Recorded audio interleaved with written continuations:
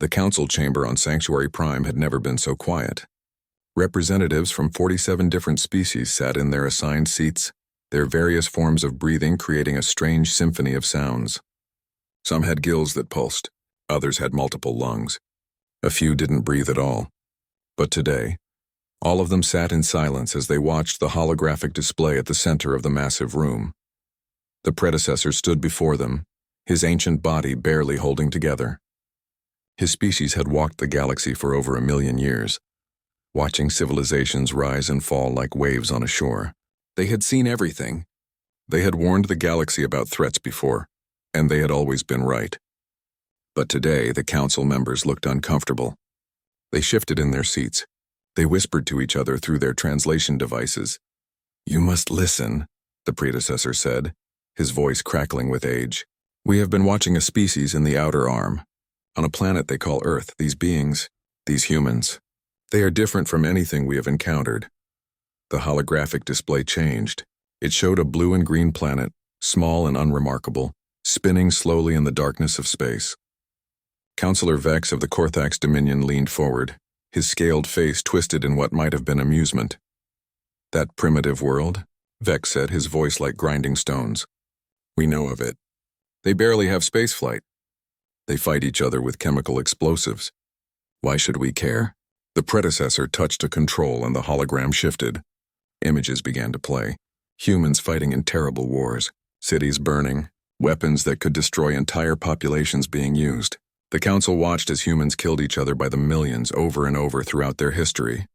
"See," Vex said, "primitive and violent. If they ever leave their planet, we will crush them as we have crushed every other warlike species that threatened the peace." But the predecessor was not finished. The images changed again. Now they showed humans rebuilding after their wars. They showed humans creating art and music. They showed humans sending machines to other planets in their system, taking their first careful steps into space. They showed humans saving animals from extinction, even animals that served no purpose for them. "You do not understand," the predecessor said. "Watch more carefully." The hologram showed a human city that had been destroyed by a natural disaster. Within days, humans from across their entire planet arrived to help. They pulled survivors from collapsed buildings. They gave food and shelter to strangers. They worked until they collapsed from exhaustion, then got up and worked more. Another image appeared. A human spacecraft had failed and the crew was going to die. The images showed the crew's last messages to their families. They were not angry. They were not begging for their lives. They were telling their loved ones that the mission was worth it, that others would continue, that giving up was not an option. "Every species reaches for the stars," Counselor Zara of the Lirani said, her crystalline voice chiming softly. "What makes these humans special?" The predecessor's eyes, old beyond measure, looked at each council member in turn. "They advance faster than any species we have ever recorded. What takes other species 10,000 years, they accomplish in 1,000. What takes other species 1,000 years, they accomplish in 100, and they never stop. Even when they fail, even when they die, they never stop trying." He pulled up more data. Charts and graphs filled the air, showing humanity's technological progress over just the last few centuries. The lines on the graphs went up at angles that should have been impossible. "But there is something more dangerous than their innovation," the predecessor continued. "They bond with anything. They make companions of other species on their planet, animals that they call pets. They create emotional connections to plants, to places, to ideas, and when something threatens what they have bonded with, they become unstoppable." The hologram showed a human settlement being attacked by a predatory animal. A single human, barely armed, fought the creature to protect children that were not even his own. The human died, but the children lived. "They are also unpredictable," the predecessor said. "Every other species follows patterns. You can predict what a Korthax will do because honor demands certain responses. You can predict what a Lirani will do because logic demands certain choices. But humans, they make decisions based on emotion, on intuition, on concepts they call hope and faith. They change their minds. They break their own rules when they think the situation requires it." Counselor Vex stood up, his massive form towering over his seat. "Then they are unstable. Dangerous, yes, but also weak. A species that cannot follow its own rules will tear itself apart. We have seen it before." "No," the predecessor said firmly. That is exactly what makes them so dangerous. They do not tear themselves apart. They argue, they fight, they disagree violently with each other, but then they come together when threatened from outside. And they remember. They hold grudges for generations. If you harm them, they will come for you. If you harm someone they care about, they will come for you. And they will not stop until they have satisfaction. The council chamber filled with noise as representatives began talking to each other. Some laughed at the warning. Others looked concerned. A few began calling up their own data on this Earth planet, wanting to see for themselves. The predecessor raised his hand for silence. "We are dying," he said simply. "My species will be gone within a generation. But before we go, we wanted to warn you one last time. We have watched these humans carefully. We have studied them. We have run simulations. In every scenario where humans develop faster than light travel and encounter other species, the galaxy changes. Sometimes for the better, sometimes for the worse, but it always changes. They are a force of nature and they are coming. How long?" asked Counselor Maya of the Peaceful Confederacy, her voice filled with genuine worry. The predecessor consulted his data. "At their current rate of advancement, perhaps 500 of your standard years. Perhaps less if they are motivated. Perhaps more if they destroy themselves first, though we calculate only a 17% chance of self-destruction." Vex laughed, a harsh sound like rocks breaking. 500 years? Predecessor, with respect, in 500 years we will have expanded our territory 3 times over. If these humans appear, they will find the Korthax Dominion waiting. They will learn to bow or they will learn to die. Other council members nodded. 500 years was a long time. Humans were far away. They were primitive. Even if everything the predecessor said was true, surely the established powers of the galaxy could handle one small species from the outer rim. The predecessor looked at them all, and for a moment something like pity crossed his ancient face. "Then we have done what we can," he said. "We have delivered our warning. When the humans come, and I promise you they will come, remember this day. Remember that we told you what they are. Remember that we explained why they are dangerous. And when you are dealing with them, remember the most important thing we learned in all our years of watching them." "What is that?" Zara asked. The predecessor began to fade, his holographic projection breaking apart as his ship prepared to leave. His last words echoed through the chamber. "Humans do not think like you. They do not believe the same things you believe. But most importantly, they do not accept the word impossible. Where every other species sees a wall, humans see a challenge. Where every other species accepts defeat, humans look for another option. You cannot intimidate them into surrender. You cannot logic them into submission. And if you make them angry, if you hurt them or hurt those they care about, they will show you what it means to face a species that evolved, fighting everything on their planet, including themselves." The hologram went dark. The predecessor's ship left the system, heading back to their dying worlds. The council sat in silence for a moment. Then Counselor Vex stood again. "I move that we file this warning in the archives and continue with our regular business," he said. "If these humans appear in 500 years, we will deal with them then." The vote was unanimous. The warning was filed. The council moved on to other matters, and in a deep storage facility on Sanctuary Prime, an artificial intelligence marked the file with a special tag, one that would trigger if anyone ever mentioned the word humans in an official report. But the AI was old, and the bureaucracy was complex, and everyone forgot about the warning from the predecessors. After all, 500 years was a very long time, and Earth was very far away. The galaxy went about its business, never knowing that the countdown had already begun. Captain Sarah Chen stood on the bridge of the colony ship Odyssey, watching the stars streak past through the viewing screen. Behind her, 3,000 colonists slept in suspended animation, dreaming of the new world they would call home. The ship was humanity's first attempt at a permanent settlement beyond their own solar system. It had taken them 470 years since the predecessor's warning, but humans had finally developed faster than light travel. Sarah was proud. She was scared. She was excited. Her crew had trained for 10 years for this mission. They knew everything that could go wrong, and they had backup plans for the backup plans. That was the human way. Plan for the worst, hope for the best, and never give up. The navigation officer, Marcus Liu, looked up from his console with a frown. "Captain, we have a problem.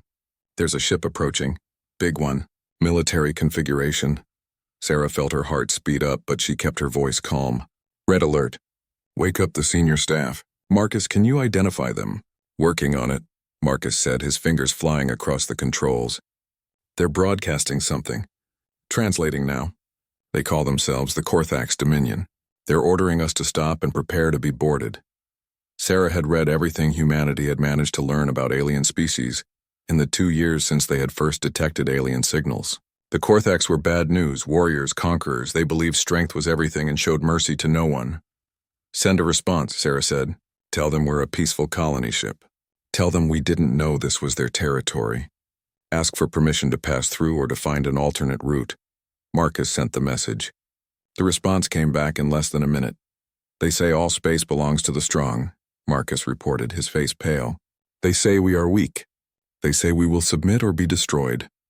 Sarah looked at her senior staff as they arrived on the bridge. They all knew what this meant.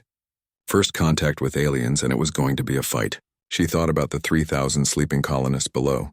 Families, children, scientists and teachers and farmers who just wanted a chance at a new life. Evasive maneuvers, she ordered. Full power to the engines. Maybe we can outrun them. The Odyssey lurched forward, but the Korthax ship was faster. It fired a weapon that struck their engines, not destroying them, but crippling them. The colony ship went dead in space. They're docking with us, Marcus said. Captain, what do we do? Sarah made a decision. Get everyone out of suspended animation. Now. I don't care if it's dangerous. Wake them all up, then get every piece of equipment that can be used as a weapon. Tools, welding torches, anything. If they want to take this ship, we're going to make them pay for it. The docking clamps connected with a metal clang that echoed through the ship. Sarah and her crew waited near the airlock, holding improvised weapons. Behind them, colonists were waking up, confused and frightened, but getting ready to fight. The airlock opened. Korthax warriors poured in, huge and covered in scales like armor. They carried weapons that crackled with energy. Their leader stepped forward, looking at the humans with something like contempt in his yellow eyes. I am Commander Vex Kor of the Korthax Dominion, he said through a translation device. You are now property of the Dominion. You will work in our mines until you die. Your ship and everything on it belongs to us. Do not resist, and your deaths will be quick when you are no longer useful. Sarah stepped forward. She was small compared to the Korthax, barely reaching his chest, but she stood straight and looked him in the eye. I am Captain Sarah Chen of Earth, she said. These are my people. This is our ship, and we don't belong to anyone. Vex Kor laughed, a sound like thunder. Your people? Look at them, weak, soft, you have no claws. No natural armor. No weapons that can hurt us. You are prey trying to act like predators. We're human, Sarah said. That means we don't quit. Ever. She pressed a button on the device in her hand. Throughout the ship, alarms began to sound. The Korthax warriors looked around, confused. Sarah smiled, and it was not a nice smile. That's the self-destruct alarm, she said. In 60 seconds, this ship is going to explode with enough force to take your ship with it. You can leave now, or you can die with us. Vex Kor's eyes widened. You're bluffing. You would not destroy your own people. We're dead anyway, Sarah said. You said so yourself. Either we die as slaves in your mines, or we die right here taking you with us. Seems like an easy choice to me. For the first time, Vex Kor looked uncertain. He had conquered dozens of species, and they had all begged for mercy. They had all submitted. None of them had ever been willing to die just to hurt him. 45 seconds, Sarah said calmly. Vex Kor snarled and grabbed Sarah by the throat, lifting her off the ground. Cancel it. Cancel the destruct sequence. Sarah couldn't breathe, but she managed to choke out words. Can't. Only I know the code. Kill me, and nobody can stop it. 30 seconds, Marcus called out, his voice shaking but determined. The other humans rushed forward with their improvised weapons. They couldn't hurt the Korthax warriors much, but they attacked anyway.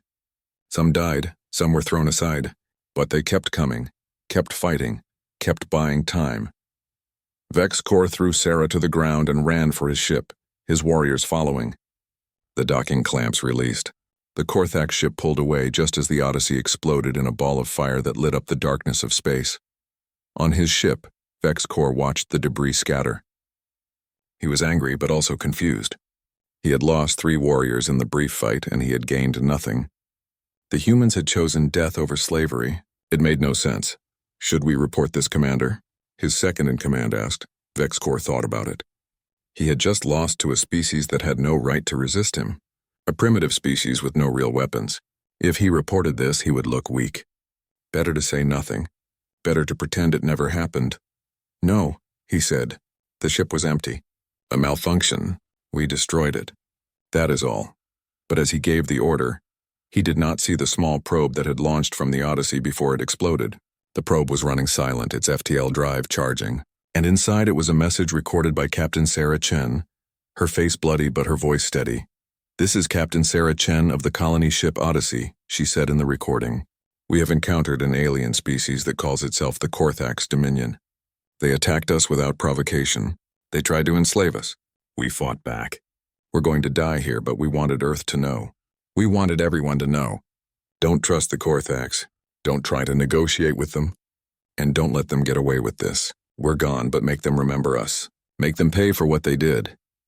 The probe finished charging and jumped to FTL, racing toward Earth with its message. It would take months to get there, but it would get there, and Earth would know what happened to the Odyssey. On Sanctuary Prime, deep in the archives, an old AI detected a report from the Korthax Dominion. The report mentioned destroying a ship from a species that called themselves humans. The AI's ancient programming triggered an alert. It pulled up the predecessor's warning from 500 years ago. The AI tried to forward the alert to the Council, but it had to go through official channels. Forms had to be filed. Bureaucrats had to review it. By the time anyone human might have seen the connection, the report was buried under 10,000 other reports. The alert sat in a queue waiting for someone to notice it, but nobody did. VexCorp continued his patrol of the border territories, thinking about the strange humans who chose death over slavery. It bothered him more than he wanted to admit. In his long career, he had broken the spirits of countless species, but those humans had looked him in the eye, knowing they would die, and they had smiled. He told himself it did not matter. They were dead. Their ship was destroyed. There would be no consequences. He was wrong. 6 months later, the probe reached Earth. 6 months after that, the response began. And VexCorp would learn what it meant to make humans angry. Commander VexCorp was reviewing reports in his office when the first attack happened. One moment, his forward base on Korthax Station 7 was sending routine status updates. The next moment, it went silent. Just gone, no distress call. No warning, nothing. He sent a ship to investigate. What they found made no sense. The station was intact, but every Korthax warrior on it was dead. The computers had been hacked and emptied of all data. And on every wall, someone had painted the same message in Korthax script. Remember the Odyssey. VexCorp felt something he had not felt in decades. Fear. He knew that word. Odyssey. That was the name of the human ship he had destroyed 18 months ago. But that was impossible. All the humans had died. He had watched their ship explode. The attacks continued. Over the next week, 12 Korthax military outposts went dark. Always the same pattern. No warning. Clean kills. Data stolen. And always that message. Remember the Odyssey. The Korthax Dominion called an emergency meeting. VexCorp was forced to admit what he had done, that he had encountered humans and destroyed them. The High Command was furious, not because he had killed humans, but because he had not reported it properly. Now they were under attack and had no idea what they were facing. How many ships did these humans have? The Grand Commander demanded. 1, VexCorp admitted. A colony ship. No weapons. They should not have been able to do this. But they were doing it. And it was not just the attacks that frightened the Korthax. It was how the humans fought. They did not challenge the Korthax to honorable combat. They did not announce their presence. They struck from the shadows and disappeared. They used tricks and deception.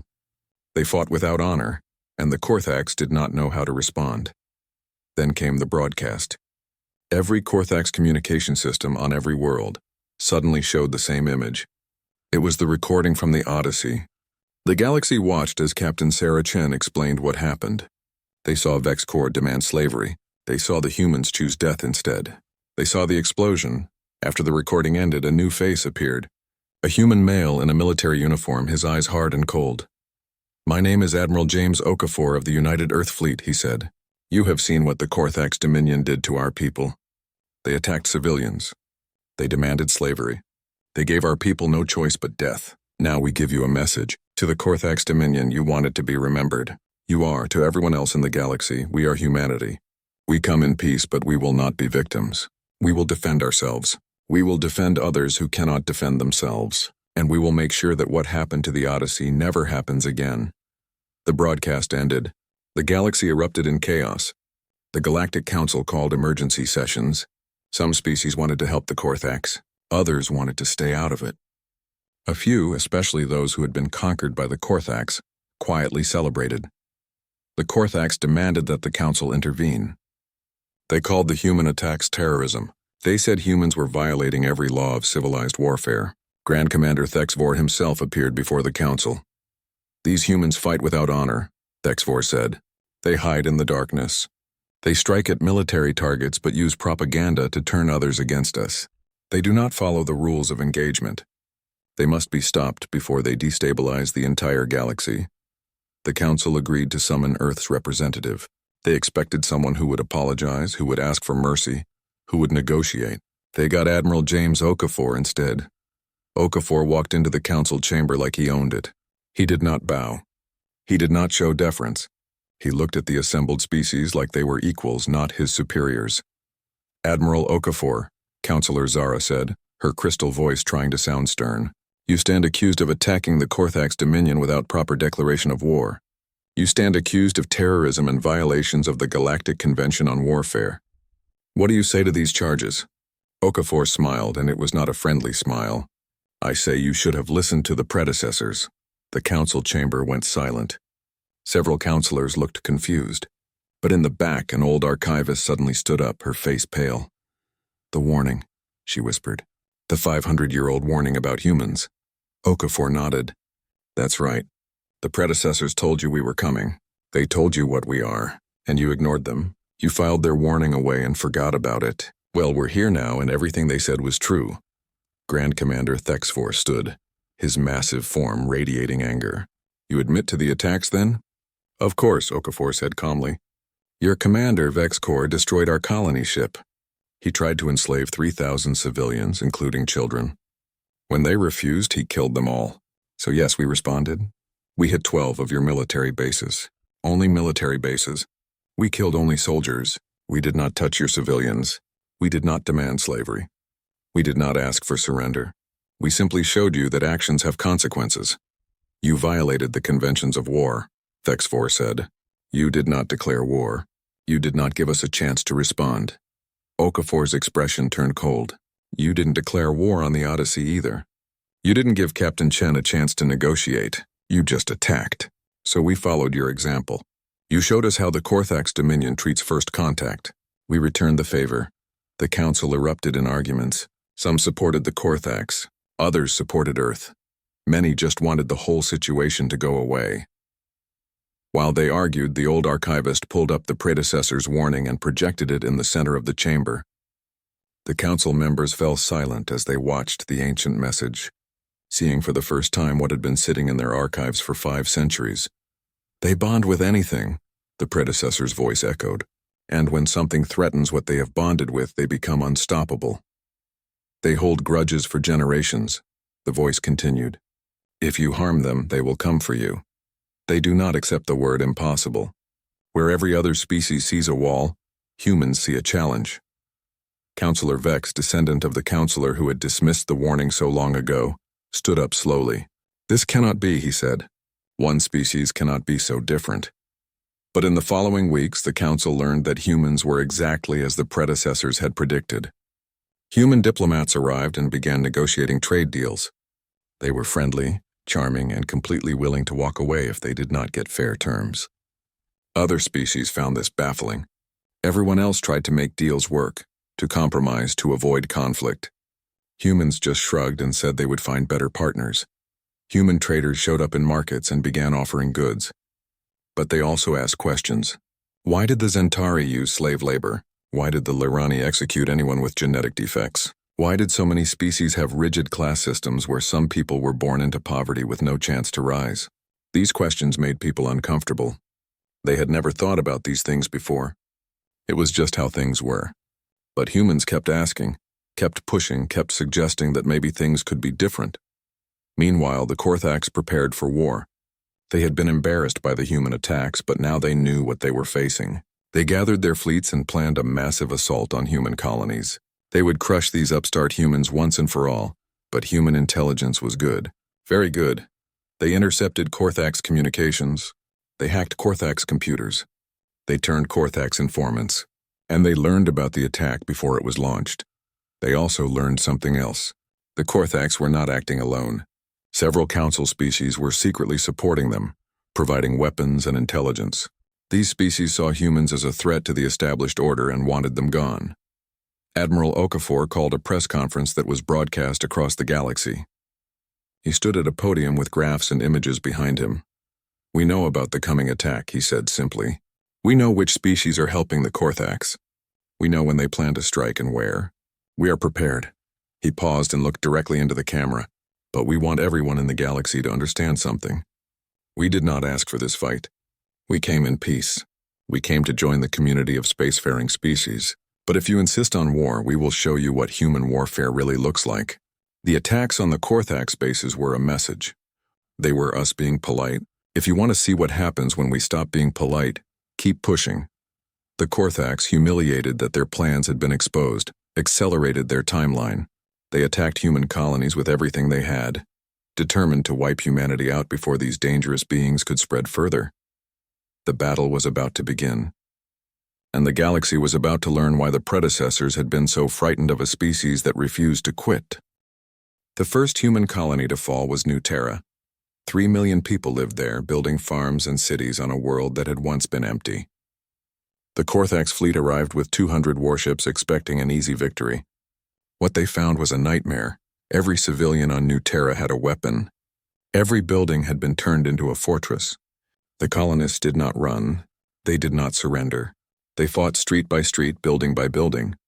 Children as young as 12 carried ammunition to fighting positions. Elderly grandparents operated defense turrets. Teachers and farmers and shopkeepers became soldiers. The Korthax took the planet, but it cost them 70 ships and 50,000 warriors. Grand Commander Thexvor stared at the casualty reports in disbelief. They had conquered the planet, yes, but at a cost 10 times higher than any previous conquest. And the humans had broadcast everything, showing the galaxy exactly what it took to beat them. "This is acceptable," Thexvor told his officers. "We won. We will take the next colony with more force and fewer losses." He was wrong. The next colony, New Hope, had seen what happened to New Terra. They had learned. They had adapted. The Korthax lost 100 ships before they even reached the surface. And when they landed, they found that the colonists had evacuated the cities and moved into the wilderness, where they fought a guerrilla war that dragged on for months. Across human space, the pattern repeated.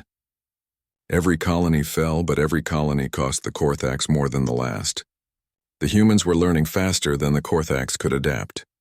They shared tactics instantly across their communication networks. A trick that worked once never worked again, but the colonies were still falling. Humans were dying by the millions. Earth's government faced enormous pressure to surrender, to negotiate, to save what they could. Instead, they sent a message to every human colony: "Hold, we are coming." The Galactic Council watched in horror as humanity mobilized for total war. Every human everywhere became part of the war effort. They built ships faster than should have been possible. They trained soldiers using simulation technology that let them practice for months in what felt like years. They weaponized everything, even civilian spacecraft. The Zentari, a species that valued logic above all else, sent observers to study human command centers. What they saw baffled them. Human commanders made decisions based on intuition, on feelings, on gut instincts. They should have failed. Instead, they won more often than probability said they should. How do you make these decisions? A Zentari observer asked a human general. The general shrugged. I don't know. It feels right. Experience, maybe. Luck sometimes. We call it thinking outside the box. What box? The Zentari asked, confused. Exactly, the general said with a smile. The Lerani, who believed in genetic purity and careful breeding, were shocked to discover that human military units included every variation of human genetics.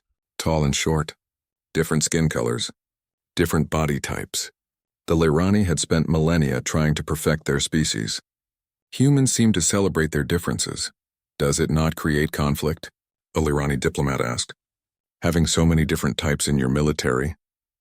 The human soldier she was talking to laughed. Sure, we argue. We compete. We come from different backgrounds and believe different things. But when someone threatens us from outside, all that other stuff doesn't matter. We're all human. We're all in this together. This concept was alien to species that had strict hierarchies and homogeneous populations, but it worked. Human units fought with a coordination that came from genuine trust, not just obedience to orders. Meanwhile, human scientists made another discovery. They had been studying the old predecessor observation posts, trying to learn more about the species that had warned the galaxy about them. In the ruins of one post, they found detailed records. Dr. Sarah Chen, daughter of the captain who died on the Odyssey, led the research team. She had joined the military after her mother's death, driven by anger and grief. But she had her mother's intelligence and her father's curiosity, so they assigned her to research instead of combat. This is incredible, she told Admiral Okafor over a video link. The predecessors did not just warn the Council about us. They studied us for thousands of years. They have predictions about our development, our behavior, everything. What kind of predictions? Okafor asked. Sarah pulled up files on her screen. They predicted our technological advancement within a margin of error of 50 years. They predicted how we would react to first contact. They even predicted that we would be attacked and how we would respond. She paused, her face troubled. But there's something else. Something they told the Council, but the Council never understood. What is it? The predecessors did not warn the Council about us because we're dangerous to the galaxy, Sarah said slowly. They warned the Council because we're necessary. There's another file here, encrypted and hidden. It took me 3 days to crack it.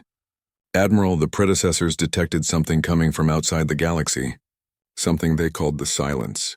And they believed only humans would be crazy enough to fight it. Before Okafor could respond, alarms began blaring. A new threat had entered Korthak space. Not humans. Something else. Something worse.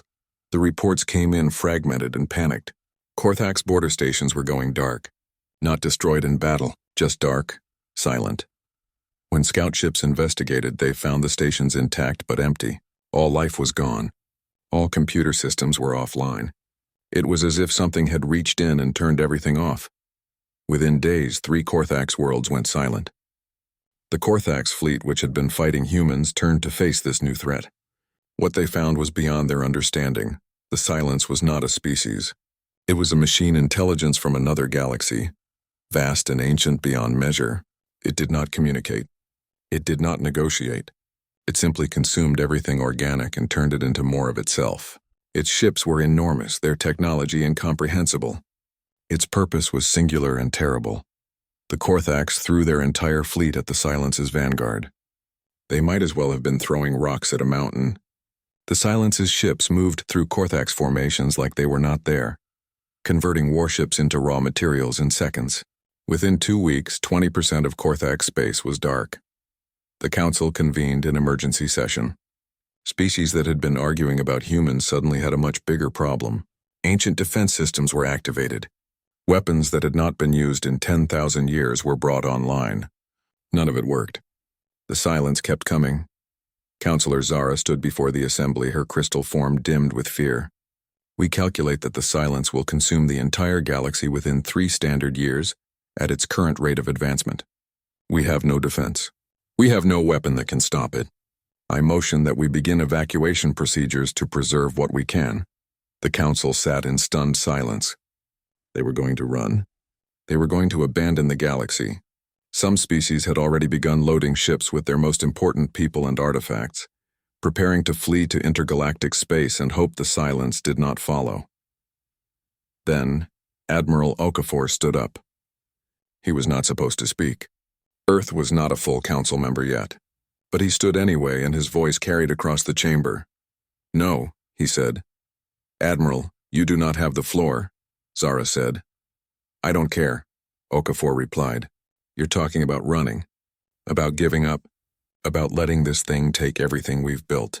Well, humans don't run, and if you're willing to listen, we have an alternative. Thexvor, who had been sitting with his head in his hands, looked up. His species was being destroyed. His pride was gone. All that remained was desperation. What alternative? He asked. Our weapons do nothing. Our tactics fail. What can you possibly offer? Okafor looked at him, and for the first time there was no hostility in his eyes. Just grim determination. We're humans, he said. We've been fighting impossible odds since we climbed down from the trees. We've survived ice ages and plagues and wars that should have ended us. We've gone from living in caves to traveling between stars in 10,000 years. And we did it because we're too stubborn to quit. The silence thinks it's inevitable. Let's show it what happens when an unstoppable force meets an immovable object. But how? Zara asked. What can you do that we cannot? Okafor smiled, and this time it was genuine. We can teach you to fight like humans. We can share everything we know. And we can stop fighting each other and start fighting the thing that wants to kill us all. But we have to do it now, and you have to trust us. Thexvor stood slowly. You want to help us? After we tried to enslave your people? After we killed your colonists? Yes, Okafor said simply. Because that's what humans do. When everything goes to hell, when the fight seems hopeless, when every logical choice is to run, we're the crazy ones who stay and fight. Not for ourselves. For everyone. He looked around the council chamber. The predecessors warned you about us. They said we're dangerous. They said we don't follow your rules. They said we're unpredictable. They were right. But that's exactly why you need us now. Because we're the only species in this galaxy insane enough to look at that thing and say, no, you can't have this galaxy. This is ours and we're keeping it. The council chamber erupted in debate. But slowly, species began to agree. They had no other choice. The silence was coming and humanity was offering them a chance. Their only chance. Admiral Okafor stood before the largest military gathering in galactic history. Representatives from 47 species filled the command center, their translators creating a low hum of sound as his words were converted into dozens of languages simultaneously. Behind him, holographic displays showed the silence advancing through the galaxy like a plague, consuming world after world. Everything you know about warfare is wrong, Okafor said bluntly. The Korthax fight for honor. The Zentari fight with logic. The Lirani fight with predetermined strategies based on genetic optimization. The silence doesn't care about any of that. It just consumes. So we need to throw out everything you think you know and start over. Thexvor, who had lost half his dominion to the silence, stood up. Then teach us, human. Teach us your way. What followed was the most intense training program the galaxy had ever seen. Human officers integrated into every fleet, every unit, every command structure. They taught tactics that made no sense to logical species but worked anyway. You cannot predict everything, a human lieutenant told a group of Zentari officers. So stop trying. Make a plan, yes, but be ready to throw it away and improvise. The silence adapts, so you have to adapt faster. The Zentari struggled with this concept. Their entire civilization was built on calculation and prediction. But as they watched human commanders make decisions that seemed random but worked, they began to understand. There was a kind of logic in chaos, a pattern in randomness that only became clear in retrospect. The Korthax learned too, though it hurt their pride. Human soldiers taught them that honor meant nothing to the silence. Dying bravely accomplished nothing if you died without taking the enemy with you. Better to retreat, regroup, and find a better way to fight. But retreat is shameful, a Korthax warrior protested. Retreat is tactical, the human instructor replied. Dead warriors can't protect anyone. Living warriors can fight again. There's no shame in surviving to win the war, even if you lose a battle. Species that had never worked together began training side by side. The Lirani, with their perfect genetics, discovered that the Korthax's raw strength complemented their speed. The Zentari's ability to calculate trajectories made human pilots more effective. The humans in turn learned from everyone, absorbing techniques and adapting them into something new. But training could only do so much. The silence continued its advance. 6 months after the emergency council session, 30% of the galaxy was dark. Entire species had been consumed. Billions were dead, and the combined fleets were not ready. Dr. Sarah Chen worked day and night in the predecessor ruins, trying to find something, anything that could help.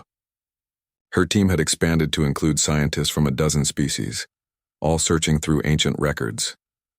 They fought the silence before, Sarah said, staring at the data. The predecessors encountered it in another galaxy millions of years ago. They survived, but barely, and they learned something important. What? Asked her Centauri colleague. The silence is not invincible.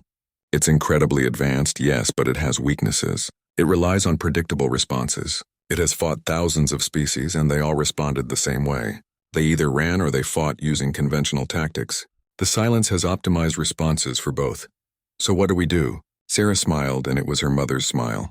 We do what humans do best. We cheat, we break the rules. We do things the silence has never seen before and can't predict. She brought her findings to Okafor, who immediately called a strategy session with the council military leaders. The plan they developed was insane. It violated every principle of sound military strategy. It required trust between species that had been enemies weeks ago. It demanded sacrifice on a scale that made everyone uncomfortable. If this fails, Thexfor said quietly, we will have gathered our entire remaining strength in one place. The silence will consume us all at once. If it fails, we were going to lose anyway, Okafor replied. At least this way we go down fighting, together. The vote was unanimous. Operation Last Stand was approved. They chose to make their stand at the galactic core, in a region of space where ancient stellar anomalies created gravitational chaos. It was the worst possible place for a space battle. Sensors did not work properly. Navigation was a nightmare. Ships could be torn apart by tidal forces if they got too close to the black holes. It was perfect. Every ship that could fly converged on the core. Military vessels, civilian transports retrofitted with weapons, even old colony ships that had been pulled out of retirement. They brought every resource they had. If they won, the galaxy would survive. If they lost, there would be nothing left to save anyway. The Silence's vanguard arrived 3 days later. 5,000 ships, each one the size of a small moon, their surfaces covered in technology that bent the laws of physics. They moved with perfect coordination, a hive mind operating with absolute efficiency. The combined fleet waited. Human, Korthax, Zentari, Lyrani, and 43 other species working together for the first time in galactic history. The Silence began its standard approach, the same pattern it had used to consume 3 galaxies. Then Okafor gave the order that changed everything. All ships, execute randomization protocol. What followed was beautiful chaos. Ships broke formation and scattered in patterns that made no sense. Some charged directly at the enemy. Others retreated. A few just spun in place, broadcasting nonsense on all frequencies. It looked like panic. It looked like disorder. It was carefully choreographed insanity. The Silence tried to adapt, but adaptation required prediction. And you cannot predict randomness. While it was still calculating responses, human pilots led suicide runs that targeted specific points on the enemy ships. Not the obvious weak spots, the weird ones, the places that made no sense to attack. Some of the attacks failed, but enough succeeded. The Silence ships began to falter, their perfect coordination disrupted. For the first time in its existence spanning millions of years, the Silence encountered something it could not immediately counter. Phase 2, Okafor ordered. The scattered fleet suddenly reformed, but not in any tactical formation known to military science. They formed a 3-dimensional spiral that used the gravitational anomalies of the core to slingshot ships at impossible angles. Korthax warriors and boarding pods were launched at velocities that should have killed them, crashing into Silence ships and fighting inside them. This was not supposed to work. Boarding actions against machine intelligence made no sense. But the Korthax were not trying to capture the ships. They were planting bombs in random locations, creating chaos, forcing the Silence to divert resources to internal defense. Meanwhile, Centauri mathematicians had been calculating the gravitational patterns of the core for months. They fed targeting data to every ship, showing them exact moment-by-moment positions where the tidal forces could be used as weapons. Ships lured Silence vessels into kill zones where black holes did the fighting for them. The battle raged for 6 days. It was the longest single engagement in galactic history. Ships ran out of ammunition and rammed enemy vessels. Crews exhausted their life support and kept fighting in sealed suits. When weapons failed, they used whatever they had. One Lyrani captain, her ship crippled and dying, managed to crash into a Silence vessel at just the right angle to send both of them into a black hole. The casualties were horrific. 30% of the combined fleet was destroyed. Species that had existed for millions of years lost their last ships. Entire civilizations bet everything on this one battle and lost. But they won. The Silence's vanguard was destroyed. The machine intelligence had finally encountered prey that cost more to consume than the energy gained. Its programming, optimized over millions of years, made a calculation. This galaxy was not efficient. The resistance was too unpredictable. The cost was too high. The Silence withdrew.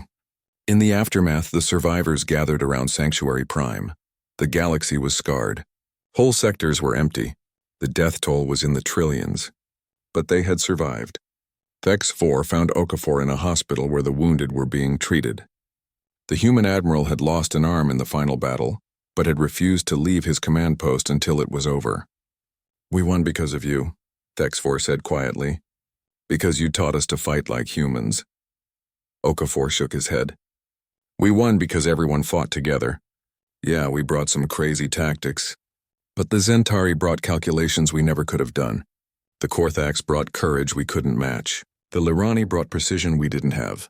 We won because we finally figured out that we're stronger together than we are apart." The Galactic Council reformed, but it was different now. The old hierarchies were gone. Humans were granted full membership, along with several species that had been considered too primitive before. The voting system was restructured to give every species an equal voice. On Sanctuary Prime, they built a monument. It was a simple thing, really. A wall with the names of every ship and every person who died in the Battle of the Core. At the top, carved in every written language in the galaxy, was a quote from the predecessor's warning. "They warned us about humanity. They were right, and that warning saved us all." But there was a new addition, below the quote. In human English, someone had added words that were quickly translated into every language. "The galaxy was warned about humans. Thank goodness nobody listened to all of it. They told you we were dangerous. They were right. But they also told you we were necessary. And that was right too." 6 months after the battle, human colony ships began leaving for intergalactic space, not to flee but to hunt. The Silence had withdrawn, but humans knew it would return eventually. And when it did, it would find humans waiting for it. Admiral Okafor, recovered from his injuries, stood on the bridge of Earth's newest ship as it prepared to depart. Dr. Sarah Chen, now a captain, stood beside him. They were heading into the void, into the space between galaxies to track the Silence and make sure it never threatened their home again. "Do you think we can really stop it?" Sarah asked. Okafor smiled. "Probably not. It's been consuming galaxies for millions of years. It's vast and ancient and more advanced than we can imagine. Logically, we don't stand a chance. But we're human," Okafor said. "We don't do what's logical. We do what's necessary. And what's necessary is making sure that thing never comes back here. So yeah, we'll figure it out. We always do." The ship jumped to FTL, heading toward the dark between galaxies. Behind them, the Milky Way glowed with life and light, defended now by species that had learned to work together. They had learned to fight like humans, to think like humans, to hope like humans. The predecessors had been right. Humans were dangerous. Humans were unpredictable. Humans broke all the rules. But in the end, those were exactly the qualities the galaxy needed. The warning had been given. Nobody had listened, and that turned out to be the best thing that ever happened to the galaxy.